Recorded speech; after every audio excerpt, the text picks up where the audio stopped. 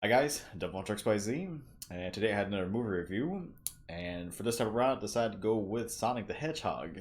And honestly, going into this, I kind of thought it was going to be roughly below average at best. I thought it was going to just be kind of an okay type movie, because up to this point there really hadn't been any good movies based off of video games.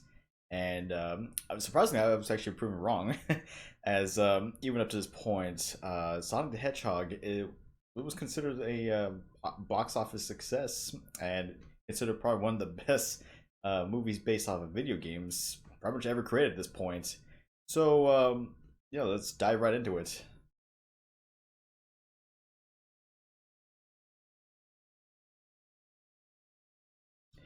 Well, for a little summary, the movie opens up with Sonic in his own world, kind of enjoying life as a young kid, a young hedgehog kid, and apparently at one point while he was using his powers after being told not to, he ends up being tracked down by a bunch of echidnas. So his caretaker, Longclaw, a giant owl, ends up sending Sonic into another world using the power of rings to Earth. And from that point on, Sonic spent most of his life living on Earth in secrecy. But at that point, though, he does kind of follows a local family around in Green Hills, Montana, and at that point, he ends up just trying to live life on Earth as he can, and it gets to the point where he tries playing baseball by himself, and it kind of he kind of realizes that he's alone no matter what he did, no matter what he does, no matter what he is, he's just going to be alone. And at that point, he kind of breaks down. It has like an emotional breakdown and ends up accidentally setting off an EMP wave, kind of disrupting everything the entire Pacific coast. At that point, the United States government sent in a roboticist and a local scientific genius known as Dr. Robotnik. And at that point, Dr. Robotnik ends up sending in his drones to track down any possible causes for the EMP shockwave. And they track down one of Sonic's footprints. And so at that point, uh, pretty much Robotnik's robots and I guess the rest of the United States government are trying to track down Sonic. And of course, Sonic, in need of help, ends up running off into the house, to the garage of the sheriff that he was idolizing at that point, and his name being Tom Murkowski. And at that point, he ends up meeting Tom by accident, and as he was trying to use one of the rings to escape to a different world completely, he ends up Sonic ends up accidentally getting tranked by Tom, and he ends up losing his rings somewhere in a portal that led to San Francisco. And so at that point on, uh, Sonic then asks Tom for help to try to get him to San Francisco to recover his rings. And of course, at that point, Dr. Robotnik tracks down Sonic to Tom's residence, and of course, Dr. Robotnik is trying to get Tom to give up Sonic's location, as he knows he's somewhat involved in this. But of course, they ended up escaping, and then were on the run from the authorities, trying to get Sonic. I'm trying to get Sonic across the country, all the way to San Francisco. Well, for the rest of the movie, pretty much Tom and Sonic start bonding one another, and eventually they do manage to get to San Francisco, and with the help of Tom's wife Maddie, who she was like looking through apartments. She was looking through different apartments as they were about to move to San Francisco to begin with. Anyway, they did track down Sonic's rings, and as Sonic was about to leave to a different world, avoiding all possible authorities and whatnot, Robotnik shows up, and apparently he managed to have one of Sonic's pinquills, which gave supersonic like powers. So he uses the power of one of his aircrafts, and at that point, of course, Sonic ends up sending both Wachowskis back to Green Hills, Montana, and at that point, it becomes like it becomes like a giant chase for a giant part of the movie, and as you know, they both have supersonic speeds, and which leads Sonic to continuously opening up different portals to different parts of the world, and eventually it leads down to a final confrontation back in Green Hills, Montana. At that point, all the residents in Green Hills start to gather around to try to somewhat protect Sonic, but also try to stand up as a community. And of course, it goes to like a one final battle. Sonic ends up winning the fight against Robotnik and ends up sending him into the mushroom-like planet that he was going to travel into.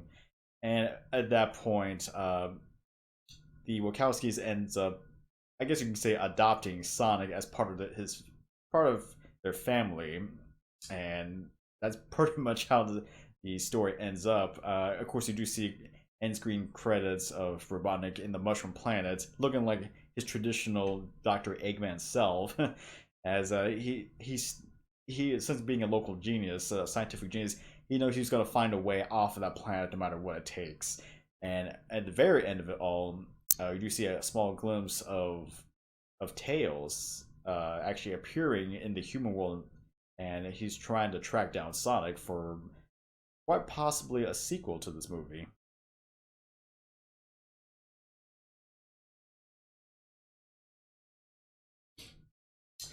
Well, for the good of the movie, the first thing I can say is I do like Sonic's design, actually. Considering it's been kind of controversy at this point, how he looked in the original trailer.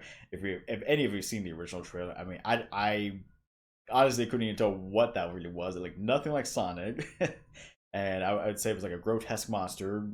I don't know, someone like must have created it without even knowing what Sonic even looked like. Honestly, maybe just read through a listing of what he kind of looked like, but never actually saw a picture. I don't know, like nothing like Sonic. But luckily, this new redesign, it while not exactly the same as in the games, I mean it's a lot better, a huge improvement, and I do like that considering also with Sonic's personality. I mean it kind of fits him quite well, like an overly energetic hedgehog, trying to live life best he can, essentially. Which kind of leads into the second thing, being the other characters. You have Tom Wachowski, the local sheriff in Green Hills.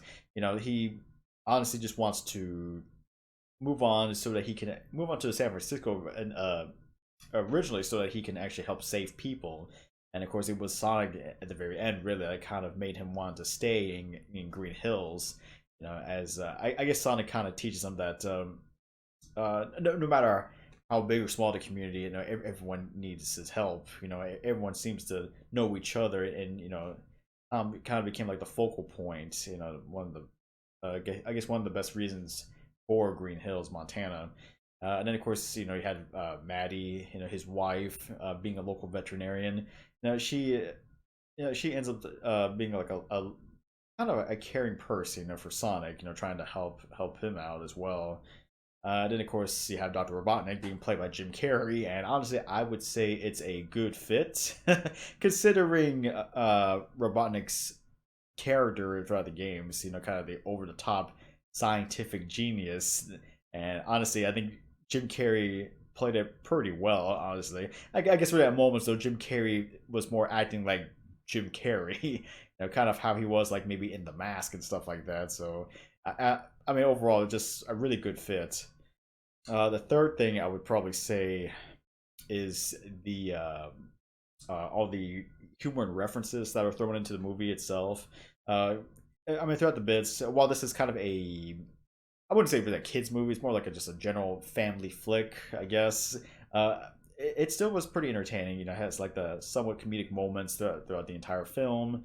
Um, I guess like the scene where they're trying to get into like the building in San Francisco, and of course they try to get Sonic through security by having him stuff into a bag, and of course people questioning, do you have your kid in that bag? And of course it kind of goes through like a weird bit like that, but I mean it's those humor, comedic moments, and also like the references throughout the Sonic lore that are thrown in. I mean, like the fact that they even use they even use Sonic, that meme, thrown into the movie. And of course, they have Sonic's loving for chili dogs, like in the cartoon series itself. He eventually calls Dr. Robotnik Eggman, since he has these egg-like drones that he keeps using. So, I mean, a lot of good references right there. And of course, I'd say the fourth one was probably the special effects that they're throwing into it. Uh, and mostly like for the supersonic speed that Sonic is. I mean, I do like the fact that they kind of exemplify with all the electrical pulses that his body that he exhibits, that he exerts whenever he runs pretty quickly, and also at moments where through Sonic's perspective, seeing how he moves so quickly, it's almost like time completely stands still. And I mean, having those special effects kind of really it kind of helps really uh, personify Sonic's fast-paced character, and also kind of helps. It kind of sells the fact that he is like a pretty, I guess, call it like a speed demon. I guess the best way to put it.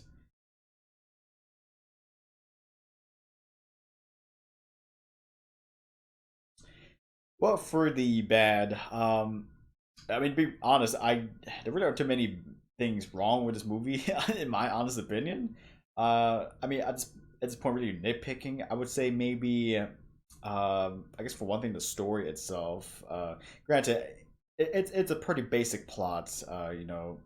Essentially, it's about the Tom and Sonic just traveling to San Francisco to get back his rings so that he can be sent to a different world, and of course being chased down by Dr. Robotnik at the time. And honestly, I mean, well, it's a pretty simple plot itself. I kind of wish they would have added a little bit more onto the plot, make it more. I guess maybe make it more somewhat entertaining, but that's just me. Make it, if they could have added maybe like a subplot thrown into it for whatever reason, maybe extend the movie time, because I think really in general it's just the movie itself was, while it was good, I think it was maybe a little bit on the short side because of it. And really the only other thing I would probably say is the modern references that they throw in. Besides the regular Sonic based references, they also try to throw in modern references like Vin Diesel and the Fast and the Furious, and of course at one point Sonic ends up seeing like the movie Speed, and which I mean, it's a pretty good movie, but I mean, considering it's an old movie, and the thing is, I believe once the movie starts kind of catching up in age and stuff like that, like stuff like that, and then doing the floss, from like the Fortnite dance, whatever. I mean, while it's kind of weirdly cutesy and entertaining here, I mean, kind of later on in when this movie ages, though, it's kind of going to be outgrown, unfortunately. So I don't know how well that would really age out.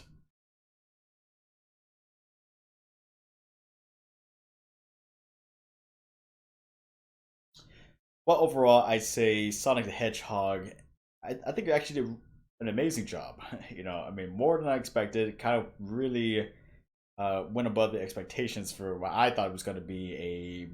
Honestly, I thought it was just going to be kind of a trashy movie that wasn't going to do well.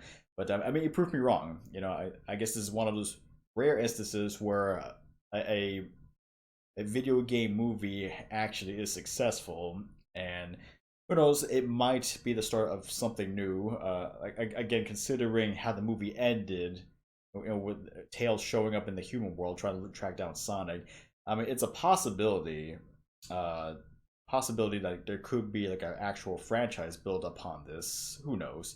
Uh, Granted, though, I think the original studio that actually did the redesign for Sonic, though, unfortunately no longer exists. So I don't know who will really take over that responsibility to really recreate keep the characters intact. I can't say, or if they're willing to even do another movie. But I mean, I always know, all I know is that this movie, it was successful in the box office, and considering it was something that not really a lot of people were really expecting. I mean, the movie itself was pretty great, and honestly, because of that, I would probably say, in my opinion, that this movie deserves a final score for me of a very high. I would say an 8.5 out of 10. maybe just a little bit shy of being perfect. I mean, if it kind of does more updates in certain graphical departments, and maybe a little bit of tweaking on the plot a little bit, I would probably say it would be almost a perfect movie. And definitely though, I would still I highly recommend checking out this movie, even if you're not a Sonic fan. Because honestly, I'm not even a Sonic fan, and I decided to actually see this movie, and I'm glad I did. You know, it's a pretty enjoyable movie in itself, and I really think it's worth watching. And again, let's just hope for maybe a possible sequel in the future, and maybe build upon more of the Sonic universe. Who knows? All right, guys, this is DevilHunterXYZ, and until next time.